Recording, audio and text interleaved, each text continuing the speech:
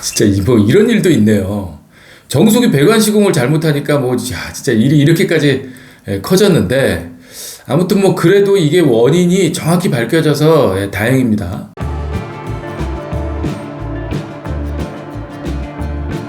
네, 오늘 보내주신 메일 내용입니다. 주방 개수대에 고정시켜 쓰는 정수기를 구입했는데 설치기사가 잘못해서 누수가 발생했습니다. 이 사실을 한 달 만에 알게 됐는데, 누수는 거실과 안방으로까지 번져 곰팡이가 잔뜩 피었고, 벽을 뜯어보니 철골조가 녹이 슬었는데, 이 녹슨 철골조를 두고 아파트 시공업체와 동네 인테리어 업체가 말하는 게 달라 문의드립니다. 아파트 시공업체는 철골조를 전부 새 것으로 교체해야 한다고 하고, 동네 인테리어 업체는 녹만 제거하고 써도 괜찮다고 하는데 누구 말이 맞는 건가요? 라고 문의를 해주셨어요. 이게 이제 같이 보내주신 사진인데, 진짜 벽체 하단에 저렇게 시커멓게 곰팡이가 쫙 피어 있고요. 석고보드를 잘라내고 찍은 사진입니다.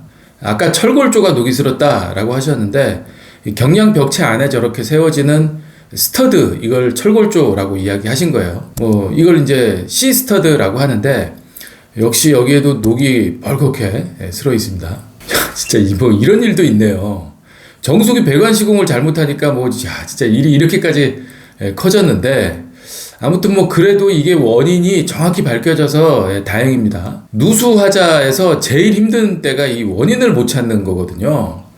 물은 분명히 어디서 새는데 도대체 이게 외부에서 들어온 건지, 어디 배관에서 샌 건지, 수도 배관에서 샌 건지, 이런 거 모를 때 진짜 말 그대로 정말 환장할 노릇이죠.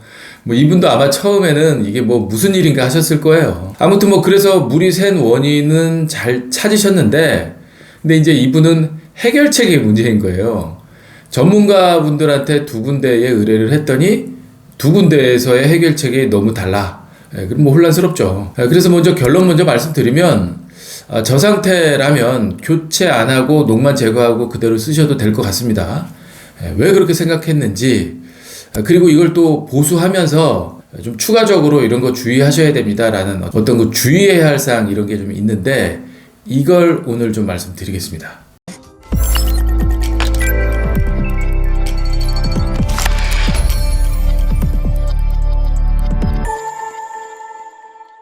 아까 보셨던 그 녹슨 철물, 이걸 스터드라고 부른다고 말씀드렸잖아요.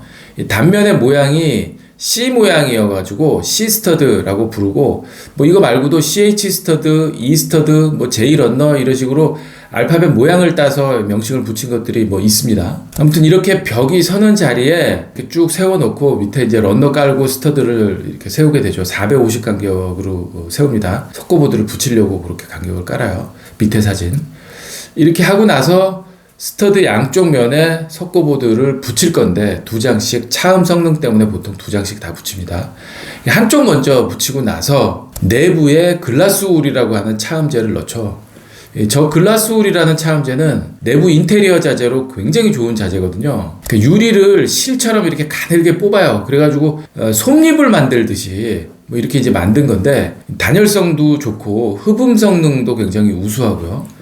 그리고 무엇보다 특히 다른 단열재하고는 비교조차 할 수 없는 굉장히 특별한 장점이 있는데, 불이 붙지 않는다라는 엄청난 장점이 있습니다. 이 자재에 대해서 얼마나 불이 잘 붙지 않느냐, 이걸 단계로 나눠 놓은 게 있는데, 불연, 중불연, 난연, 이렇게 세 단계로 나눠 놨어요. 이제 일정한 조건을 갖추고 가열 시험을 해요. 그래가지고 20분 가열한 상태에서 이상이 없으면 불연, 10분이면 중불연, 5분이면 난연, 이런 식으로 등급을 매깁니다.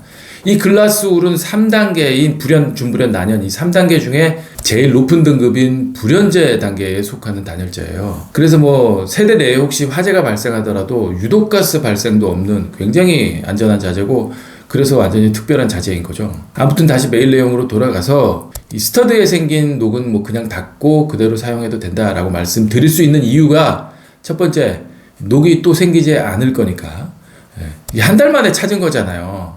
한 달 동안 물에 젖어 있으면서 촉촉히 이게 붙어 있어가지고 생긴 녹인데, 원인을 잘 찾아내셨으니까 저 원인을 제거해서 이제 더 이상 물이 저 안으로 들어가지 않도록 할 거잖아요. 그럼 녹이 생길 일은 없는 거죠. 그리고 두 번째, 이 내력벽이 아니에요. 구조적으로 그러니까 뭐 상부의 하중을 받아내는 뭐 이런 구조 벽체가 아니라는 거죠. 그러니까 석고보드하고 글라스 울 이거 고정용인 스터드예요. 그래서 저런 경량벽은 뭐 분양할 때 보통 마케팅 아이템으로 많이 사용하잖아요. 필요하면 이 벽 철거하고 넓게 쓰세요. 뭐 이런 거.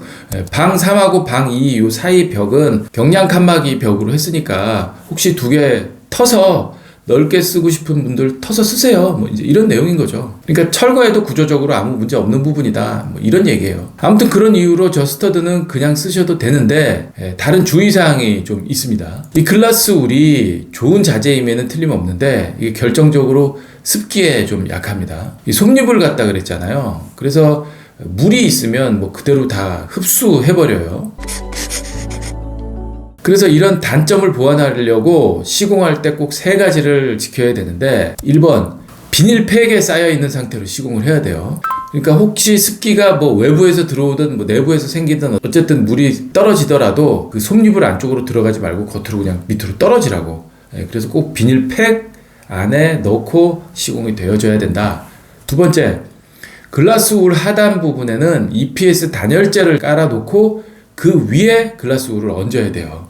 이것도 마찬가지 이유인데 벽체 밑에 이제 물이 혹시 고여 있으면, 그래서 만약에 솜잎물이 그냥 거기 닿아 있으면 얘가 그냥 쪽쪽 빨아들일 거 아니에요. 그래서 혹시 물이 고이는 일이 생기더라도 이 솜잎물에는 물이 닿지 않게 하려고 밑단에 EPS 단열재를 깔아야 되는 거예요. 세 번째, 중간중간에 잘 고정을 해줘야 돼요. 이게 이제 솜처럼 흐느적거리기 때문에 시간이 지나면서 이게 흘러내릴 수 있단 말이에요. 그래서 저렇게 이제 못처럼 생긴 것들이 있어서 중간중간에 있어서 얘를 양쪽에 이렇게 박아서 그러니까 중간중간에 고정을 해줘야 돼요. 이게 뭐하고 같냐면 솜으로 만든 옷은 이렇게 막 누비잖아요. 처지지 말라고, 솜이 가운데 있어서 처지지 말라고. 글라스 울도 이렇게 시간이 지나면서 처질 수 있으니까 중간중간에 반드시 고정을 해줘야 된다. 아무튼 그래서 이분 주의사항 첫 번째는 이 비닐팩 안에 들어있는 글라스 울에 이게 습기가 있을 것 같아요. 한 달 동안 제가 이제 푹 담겨져 있었으니까 그거 좀 잘 열어서, 통풍이 되게 잘 열어서 그 내부에도 충분히 잘 마를 수 있도록 그렇게 조치하셔야 되고요. 또 하나, 이게 사진 보니까 여기도 하단부에 비드법 단열재 잘 들어가 있더라고요. 이렇게 저 비드법 단열재와 바닥 사이에 물이 촉촉할 테니까 이 부분도 잘 말려야 돼요. 좀 드러내고 하부까지도 바짝 좀 말리시라, 이제 이 얘기죠. 그럼 돼요. 자, 그래서 오늘의 결론. 원인을 알면 해결은 쉽다. 끝.